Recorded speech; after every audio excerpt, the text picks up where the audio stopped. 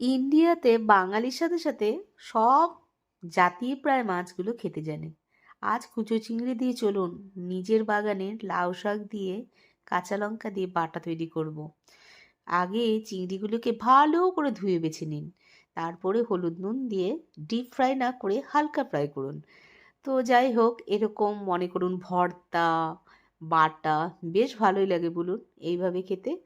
কারণ এর মধ্যে দিয়েছি লঙ্কা, রসুন আর লাউ শাক, আর যে চিংড়িগুলো ভেজে নিয়েছিলাম সেগুলো একটা মিক্সি গ্রাইন্ডারে অল্প জল দিয়ে পেস্ট করে নেব। বেশিটা কিন্তু জল দেব না, কারণ কি টানাতে গিয়ে তখন খুব অসুবিধা হবে। আর এখানে লঙ্কা, কালো জিরে আর দিয়ে দেবো সেই মিশ্রণটা, আর অল্প পর্যাপ্ত নুন, কারণ নুন আমি চিংড়ি মাছে দিয়েছিলাম। তারপরেই গরম গরম ভাতের সাথে একটা পাহাড়িয়া লঙ্কা নিয়ে খেয়ে দেখুন, ঠিক সেই স্বাদ।